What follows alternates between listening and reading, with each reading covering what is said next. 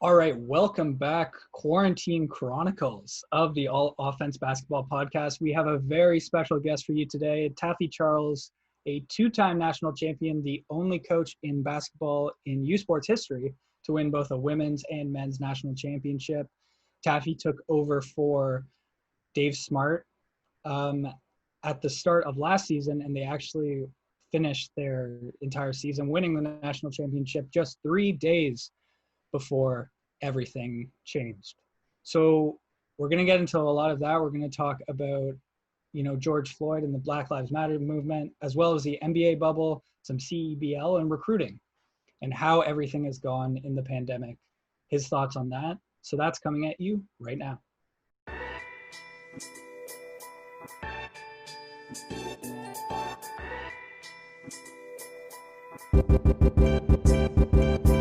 First thing I want to talk about is last time that we spoke, the world was in a much different place.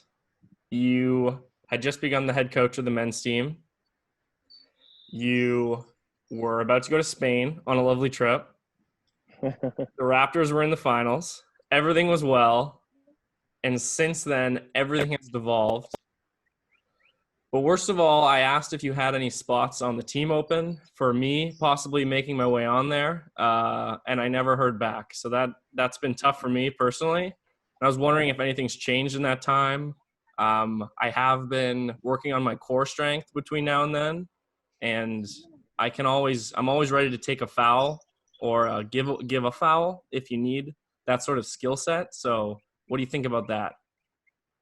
Yeah, well, as you notice, we ended up not needing your services. I mean, we did okay, but we ended up winning the championship. Now, 3 days later, the world seemed like it was ending. So I thought we were okay without your services. I mean, I know that you'd offered them up, but I thought that I guess I was correct in knowing that we although we could have used it, but we were okay for 1920. So yeah, sorry about that.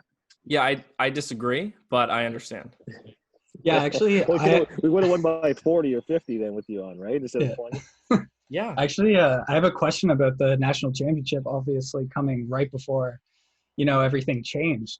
What was that process like? You guys were one of the last, basketball teams in North America to win anything substantial. What was it like going there, having all those fans, and now we don't even know what's going on with the season? Like, obviously, NBA is coming back, but U Sports is a much different story. Well, I guess the biggest thing I would say is we're pretty fortunate. I mean, I know that, especially about 3 days after. I mean, I know that.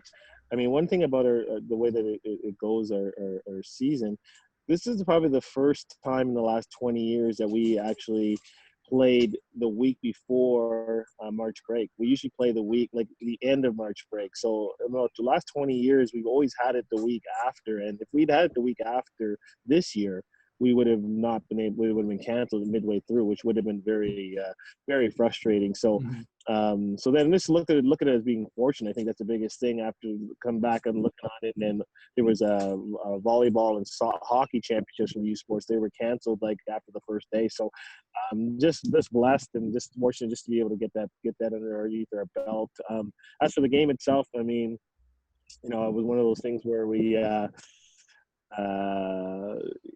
I think they were a very good team, Dalhousie, and they were really well prepared, really well coached. I think our strength all year was our depth, and we kind of wore people down, and it just took a little longer to wear them down because they're such a very good team. And I saw that by the time that the fourth quarter rolled around, we were going on full cylinders. We found the right mix of guys to play at that point in time, and luckily we didn't run out of time. So, but looking back on that, it didn't look like it was very good for about 32 minutes of that game. It wasn't looking good for us. So just really happy to fulfill expectations and obviously win the championship.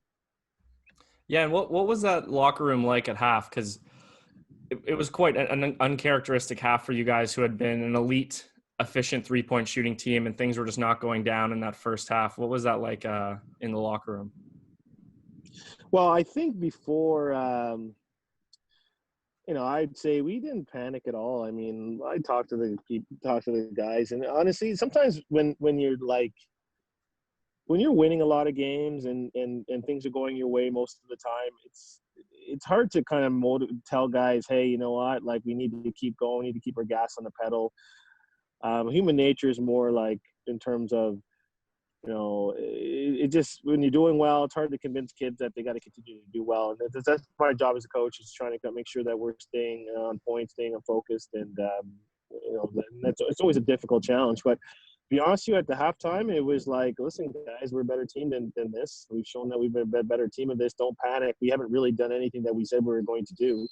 And, if we do what we need to do, then we'll be fine. And literally, it was pretty calm, to be honest with you. There was no motivational speeches. I mean, there's no motivational speeches at that time of the year anyways. Everybody knew what the situation was. I mean, if we don't pick this up, we're going to lose. So there was nothing really to say. Like, it's actually pretty simple. There was nothing to say. It just, guys, we're going home and without a championship unless we don't pick this thing up. So that was it. Wasn't I wasn't no genius coach to be able to kind of tell them what was obvious. Right? So Yeah. So yeah, okay.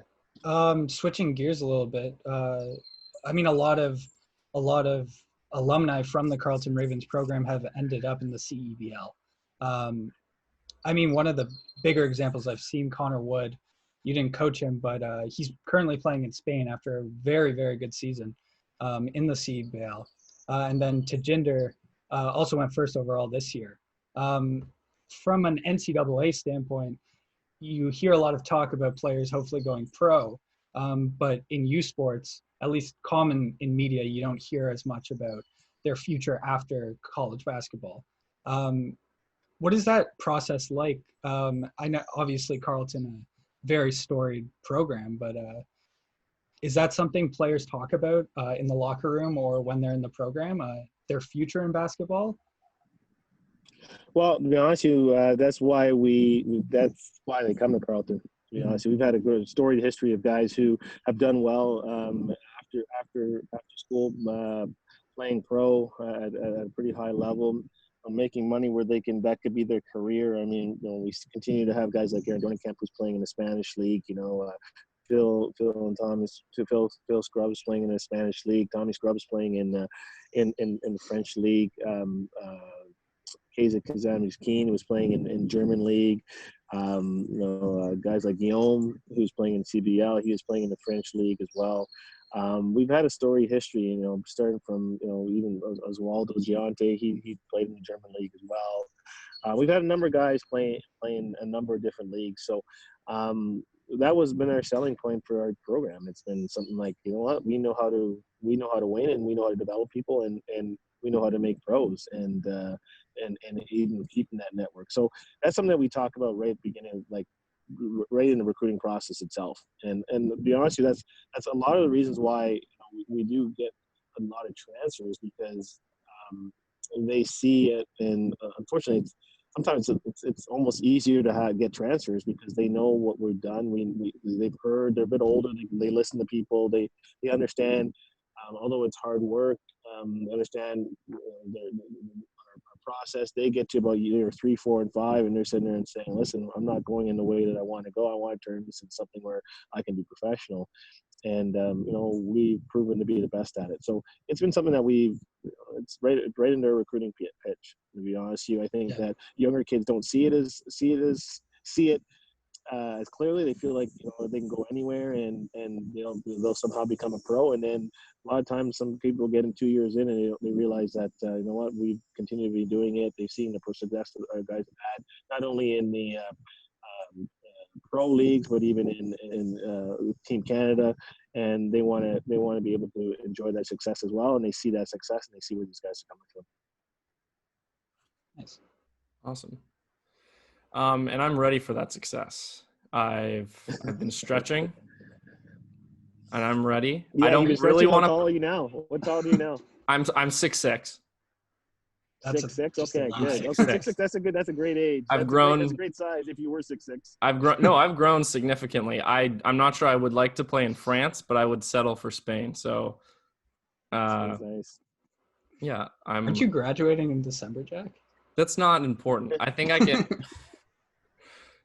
I just need tape. That's it. You need tape? Yeah, well, get to intramurals. That's what you say with intramurals. Yeah. Right? Intramurals, get that tape out there in intramurals, and then I start from there, right? So, I've been banned. you've been banned, eh? I'm just now being able to go downstairs, so that's why I'm relocating. So, All right. get myself in a relocation spot here in my office. Here we go. So, There we go. starting to get better here. So, yeah, sorry. Continue, Okay. please. I wanted to talk to you a little bit about some of the period of injustice and the protests that have been going on within all of North America and all over the world, and a little bit about what your experience and what your responsibility has been during this time. And as a prominent coach and as a prominent Black coach, how has this period been for you? Well, to be honest with you, I mean, it's been, I think right when it started with the George Floyd incident, you didn't know what to say. I think I really took a couple of weeks to kind of, obviously upsetting and I don't think that's shocking. I think any minority would tell you that this is something that we've known. It's not like it wasn't that shocking to us. You know what I mean? Like, I mean, so there was outrage and it showed a lot, and there was a lot of talk about it, but like, we weren't like, I think as a minority, we weren't like, oh my God, how did this happen? Yeah. Right? Like, we've been talking about this happening for often. And so it wasn't about, I always think that it's not about minorities getting awareness. It's about the non-minorities getting awareness. Yeah. I think that was the 2 weeks and what I'm, really after the 2 weeks realized it's not about, like, I know the issues. Minorities know the issues. It's about the non-minorities knowing the issues and being empathetic towards the issues. And I feel like what's been a little different about this situation in this scenario is that, and that's where I feel like it's been great. Obviously, a long way to go. I also I say, obviously I've had experiences of racism myself, and it's not a, again, I think if you talk to any minority, they would tell you times where they felt like there's been some racism towards them. And ironically, I won't take this too back. I remember after we met with the team about a month after the incident, just because I wanted to let things fester out. I wanted to figure out the best way to address it with our team. And it was really good because what I did was I had asked all the minorities, and I started with myself, to talk about times where they felt like they were discriminated against. And the people who aren't minorities, they, like the rest of the team, although we're integrated and sports is one of those ones where people are very integrated, and it's Canada. And, again, I would say that Canada has different issues in the US. It was, and everybody here, at least on my team, if you played basketball at all, you've been integrated in terms of different cultures and different. So it's not like we haven't been integrated. It's not that we have no understanding about different cultures. But what I would say is, when I did that, some of the guys who are non-minorities, when we told the stories of each and every one of us, I think it's like we get 15 guys on our team. 7 of us are minorities, 7 of us aren't. When we told us this every different story, even some of the minorities that I had on my team that told their story, it still was kind of surprising to me, even though I'm a minority. So then the non-minorities would sit there and say, oh my God, this really happened to you, right? Yeah. They just didn't know, right? We don't talk about it, right? Because it's just something that we don't talk about. It's something that we've just been able to kind of absorb and just move on, right? Like, so, but it really brought an awareness. And I think that was the biggest thing that it is. It's an awareness. I don't think people really understand what happens with minorities and how they feel, because again, we try not to bellyache about it. We just try and move on, right? So I felt that was great. I felt like, and that's what I'd say the difference is just the non-minorities who are actually taking up this cause and for equality. And I think that's where it was going to have to move. I think that's where I'd say it's moving farther, because it's not just Black people or people of color just basically complaining, right? Or kind of, Yeah. oh, here's the issues. And now it's more unity, and and that's what I'd say, what I'm happy about and what I've seen. And again, we have an organization now. We had a lot of athletes. We've actually developed our own organization within on Ottawa, to head up this cause. And Dave Smart, who's still a big part of Carleton, he wanted to start this up and wanted to, again, he's a guy who, he's been, he doesn't see color. He's been great ever since I've ever known him. He's a position of authority. He understands his role in this, and he kind of got us all together and said, "Hey, let's start an initiative." And we've actually met every Thursday. I think we got a name for it now. It's Athletes Combating Racism. We've been working through this to try and develop what we're going to do for our society and what we're going to do for the Ottawa community. So we've been doing that kind of stuff, and it's been ongoing. We want a lasting change, and we didn't want it to be a Carleton thing particularly.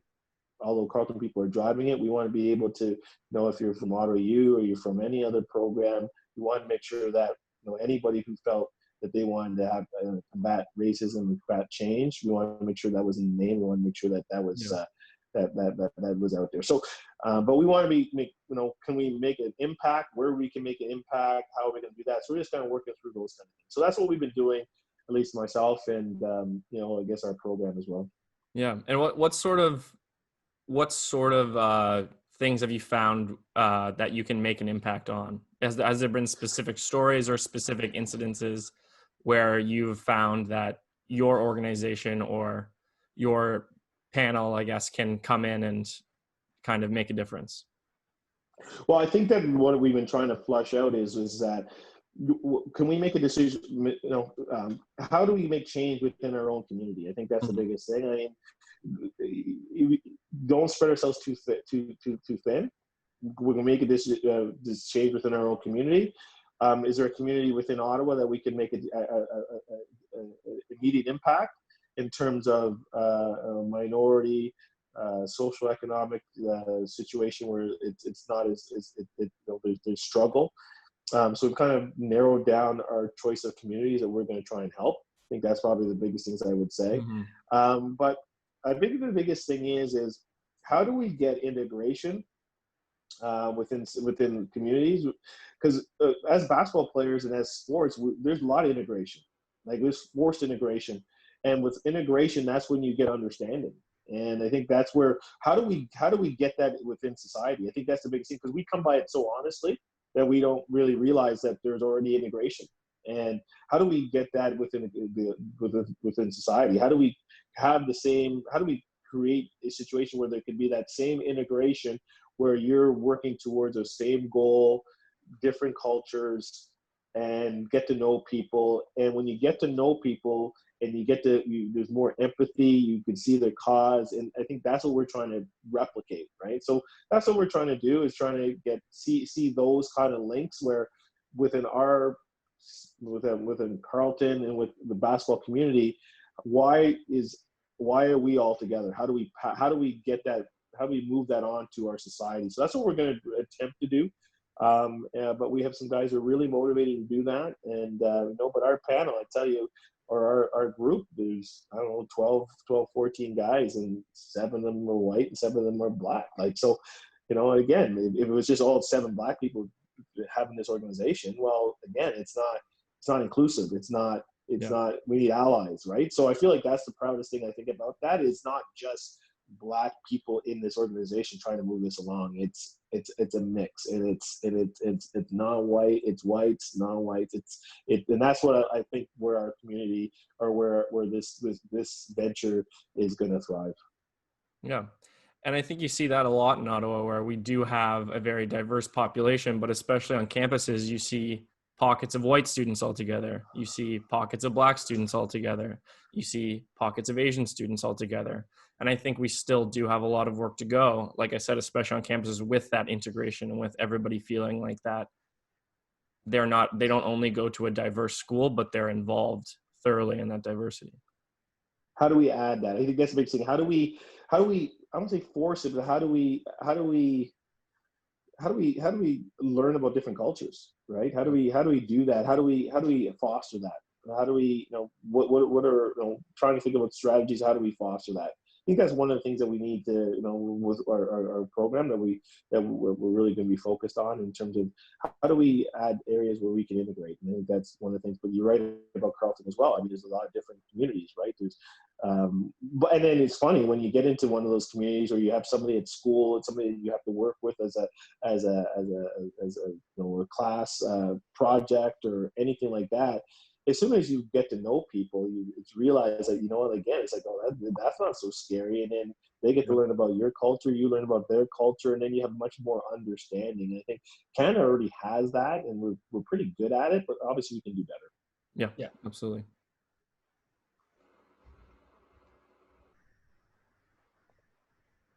Jack, do you have anything else on that? No, not right now. Okay. I might have something later. I just wanted to ask you, I mean, Jack mentioned it off the top. Last time you spoke with us, you guys were planning a trip to Spain. Obviously, that's not an option this year. And I mean, Carleton's known even in the U.S. as like a team that goes down to the U.S. and beats Division I teams. Early in the season, you guys do a lot of tournaments and stuff like that. I think you guys played Valpo this year in Syracuse. Doesn't seem like that's going to happen this year. Do you guys have like a contingency plan for, your tune-up games when you're getting ready for the U Sports season? Well, I mean, again, we were supposed to play UNLV. Actually, they were supposed to come up to Ottawa in August, and that was going to be a pretty interesting game and a pretty Power 5 conference, good program. So a little disappointed about that, not being able to play them. The season was postponed until January 2021. I think that's the one thing that so the preparation, we would be kind of preparing. August is just around the road, to be honest with you, and we would probably be preparing for a game. I think we're supposed to play them on the 14th of August, 17th. I forget what day it was. So we would have been kind of starting to prepare for that. Obviously, we were on hold with that. Even right now, I mean, to be honest with you guys, we're not even training in their gym right now. So we've normally been able to have access to our gym, at least work on individuals, like again, work on shooting, work on individuals, do those kind of things. We're not even there yet. We're not there yet. The protocols that we have to be put in place to ensure that, it's done in a safe environment. We're going through those protocols right now in that process right now. And to be honest with you, I thought by July 6th, we would be there. Now it's July 22nd. So we're not there yet. We're moving slow on that. It's a bit frustrating in terms of that kind of stuff. So really, to be honest with you, in terms of preparation, we got to get into the gym, and let's talk about when we're going to be able to do that. And if we're able to do that, then now we can kind of build off of that. But really, honestly, I have not worked with our players. Last time I worked with our players in the gym was March 9th, which was our last game. So it's been a long time coming. It's a long time for our guys not to be in our gym training. And, again, we're looking forward to that. But again, it is January 2021 is the next kind of milestone that we're going to hit and trying to run a season. So, although we are behind, again, we pushed everything back. And what has this time been like recruiting players and trying to find new talent for the team? Well, I mean, to be honest with you, it's been difficult if you haven't done your work, and let's say you wanted to add people. It's hard to add people when you can't go visit them. It's hard to add people when they can't visit your campus. There's been a moratorium on recruiting. It's been extended till July 30th, and I'm assuming it'll be extended again. So that's been pretty hard. Now, if you've done your recruiting before the pandemic hit, then you're probably or you set up visits or recruiting or had it well down the road.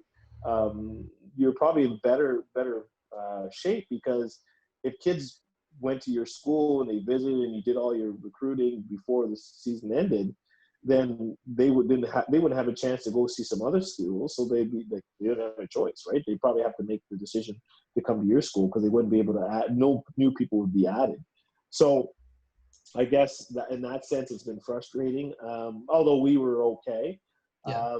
But to be honest with you, 2021, I think we're well ahead of that. I'll tell you that. You know, in 2021, I mean, the kids now usually be an AAU season. Usually we'd be on the road. There'd be a lot of games being played between July. Like July is a very huge season for recruiting, especially the kids that we're trying to recruit. There are a lot of guys who are thinking of going down to the States. They're high level athletes, and they'd be going down to States, playing in certain tournaments and showcase events all across North America. And really, we were going to chase them down.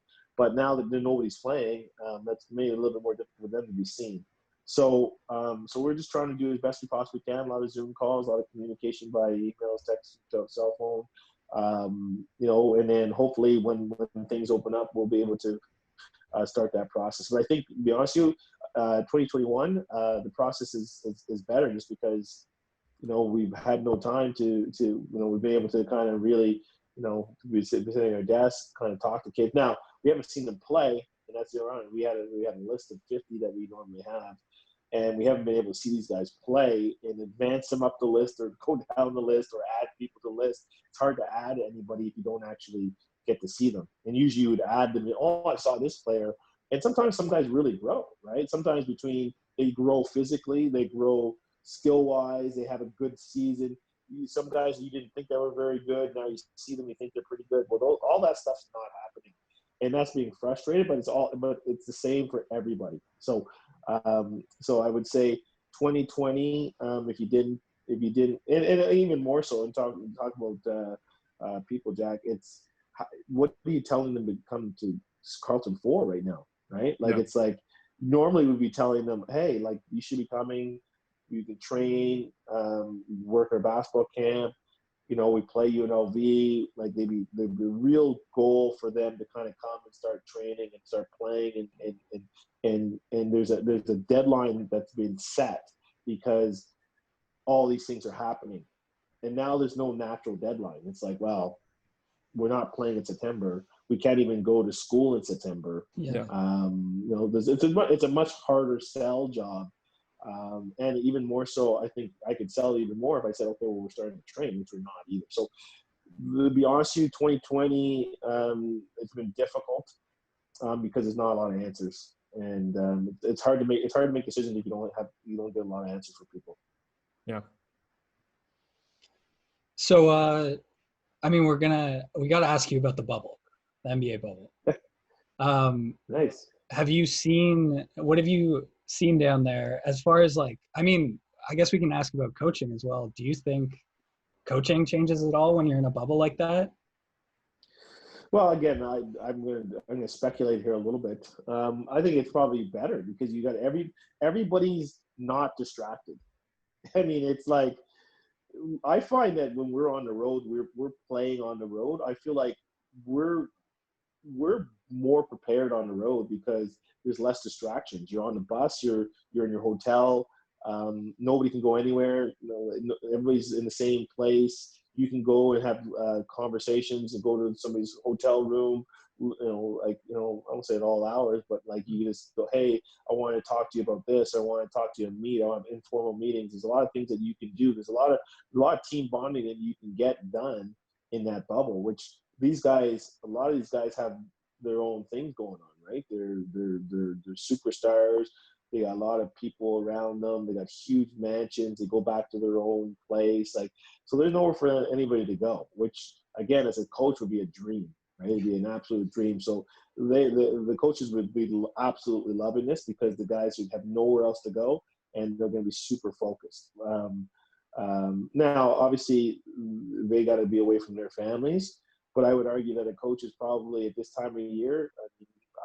I've never spent more time with my family than I have in the last 5 months. Like, it's crazy. So the 3 months that they spent with their family, they're probably sitting there and saying, you know what, I've never spent more time with my family. It's time for me to leave. So they can probably suffer for that. They're probably like, you know what, I put my time in, and now, yes, I'm going to be away from my family. But even then, when they're in the season, they're kind of not, it's hard to be focused as much as you want to be on your family. So I would argue the wives are probably sitting there and saying, hey, you know what, you're not even here anyway. So being away, that makes no difference at all. And it's actually even better because you're around the house and you're pretending to be around, but you're really not, right? So I think for the coaches it'll be fine. The players, I think, if they go to the end, it'll be a little bit long. But and again, I think everybody took that 2-3 months where things were different, and I really feel like that was a huge. I feel like that was a huge break for everybody, and I think people are ready back to work. So I think for the coaches, a different perspective for sure. For the players, I think they love a little bit more freedom. But I think that they'll get used to it. Everybody's had some time away, and as the season goes, and ironically about these bubbles, NBA starting, NHL starting, baseball starting. For all of a sudden now we're gonna have so much sports on. It's gonna be absolutely insane, right? We've been. It might be insane about how much sports is gonna be watched. Like even by myself, like it's gonna be crazy. Just games on during the day, games on during the week. The CBL starting like this week. Oh, okay, let me just watch some games. So it will be insane watching from like I think August 1 till October or November. It'll be insane. So I'm looking forward to it as a spectator, but as a coach, I can see how it would help them, and as players, again, I think they'll get used to it. Yeah, we saw Nick Nurse bring his guitar down to the bubble. What would you bring? You're going to be spending a lot of time in your hotel room. What would you do to fill that time? Or are you just playing in the game? You just have a whiteboard and you're just going over every scenario? To be honest with you, I'm a very unfocused guy, so it'd be great to be in the bubble to be more focused. I would say if I said bring I have my PlayStation 4, I think I'd say I could bring that, but then again, I probably should watch some game film or something like that, so it probably wouldn't be a great idea. I'm pretty good with, honestly, one thing I feel like I can't do without is my iPad. I can't do without it. Like I feel like I rather watch TV on my iPad. If I don't have my iPad, like I'm a miserable man. So I think that's the only thing I would need. I need my iPad, my earphones, my iPad. I'm good to go. Well, I was wondering why you were playing Angry Birds on the sidelines of one of your games, but I guess now it makes sense. No, I don't play games like that. I just love watching a lot of different things. I just love having the access to a lot of different things. But yeah, I think all I would need is my iPad. I probably wouldn't bring maybe my PlayStation, but again, I get caught in like I'm an old guy, but I still like to play video games. And apparently, the guys on my team, I was challenging to NBA 2K because I got into that over the holiday, over the pandemic, and guys are calling me trash because they think I'm an old man. They say I'm old man trash. Old people think they're good at it, they're trash, and I'm starting to think that they're right. So I kind of played some young guys and they're killing me. So I don't know. Maybe I have to give that up. Yeah. You can always get back at them when it's time for them to get some minutes. Yeah, exactly. Well, that's why I think people don't want to play me, and they got to be careful putting their own beat down on me. Yeah. Would you have any predictions for the bubble? Who do you think is going to be in the finals?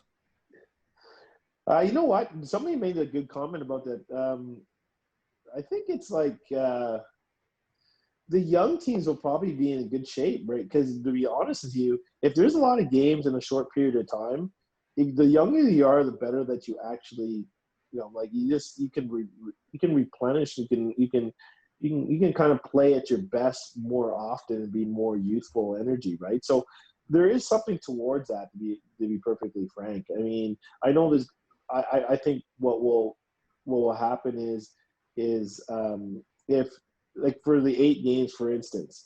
So the 8 games, I think the better teams, they're not going to play their guys, right? Because they're like, well, I got 8 games just to get warmed up in there. So there's going to be a lot of games where you're like, oh, LA Lakers are playing, I don't know, let's say Phoenix on, I don't know, I can't remember what team's in there, right? Like a team that's not very good. Well, they'll probably lose to them because the young teams will probably be like, oh, we need to win this game, and we're energetic. And the older teams, they're not going to be able to play their guys, because if they do play their guys, it's going to cost them down the road because they're old, right? Yeah. And so they're not going to play them, right? So I feel like that's probably going to be like the first 8 games. I think you're going to see a lot of, I won't say upsets, but like the younger teams will probably be ready to roll and win those games. And then obviously during the playoffs, I feel like, I mean, again, I feel like if there's always injuries that nobody's talking about, the older you are, the more it's hard to get over injuries.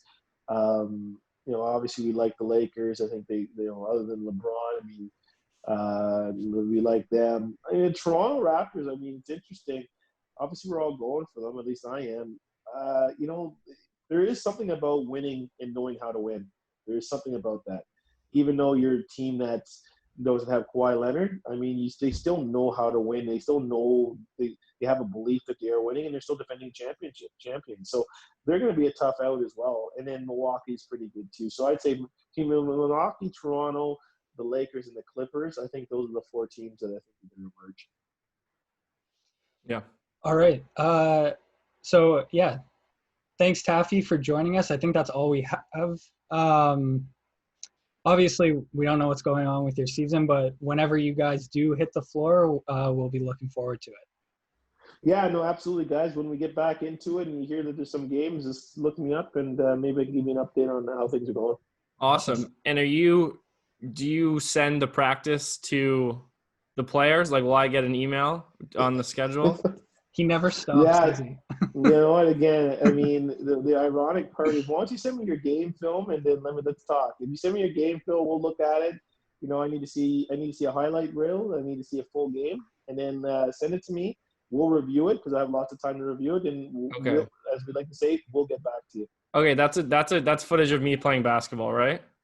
Correct. Okay. Basketball. I have that. All right, great. All right, thanks Taffe. Thanks so much. All right, guys. Thanks, guys. Take care. Bye.